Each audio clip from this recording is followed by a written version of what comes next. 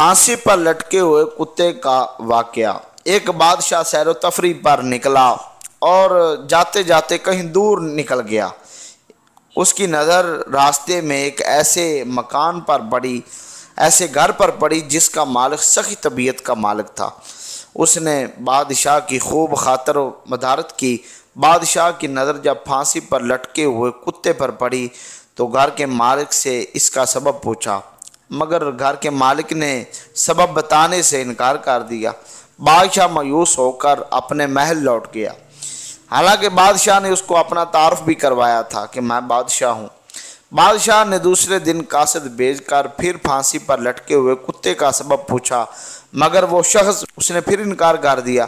بادشاہ کو بڑا غصہ آیا تو اس نے اپنا داروغہ کو بھیجا کہ اس شخص کو گرفتار کر کے میرے محل میں لے آؤ۔ حکم کی تعمیل کرتے ہوئے اس داروغہ نے اس کو دربار میں پیش کر دیا۔ پھر پھانسی پر لگے ہوئے کتے کا بادشاہ نے سبب پوچھا، مگر اس شخص نے پھر انکار کر دیا۔ بادشاہ نے لالچ دے کر سبب پوچھنے کی کوشش کی تو اس شخص نے کہا کہ میں اس شرط پر آپ کو پھانسی پر لٹکے ہوئے کتے کا سبب بتا سکتا ہوں کہ کچھ عرصے کے لیے آپ بادشاہی مجھے دے دیں، تو پھر میں آپ کو اس کا سبب جو ہے وہ بتا دوں گا۔ مگر بادشاہ نے اس ڈر سے کہ کہیں مستقل قبضہ ہی نہ کر لے انکار کر دیا، مگر پھر بھی بادشاہ کو سکون نہیں آیا، حتیٰ کہ پھانسی پر لٹکے ہوئے کتے نے بادشاہ کی نیند کو حرام کر دیا۔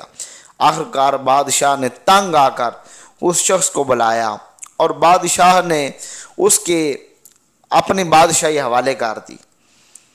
جب وہ شخص بادشاہی کے تخت پر بیٹھا تو اس نے سب سے پہلا کام یہ کیا کہ تمام وزراء، تمام بڑے بیوروکریٹس اور ججز اور اسٹیبلشمنٹ کو جیل میں بند کر دیا اور ساتھ والے تمام ملکوں سے لینا دینا جو تھا وہ بند کر دیا۔ اور اس کا نتیجہ یہ نکلا کہ جب اس کی مدت پوری ہوئی بادشاہی کی اور پرانے بادشاہ کو جب دوبارہ بادشاہی سونپی گئی، اس کو تخت واپس کر دیا گیا، تو ملک میں امن و امان تھا اور خزانہ بھی بھرا ہوا تھا۔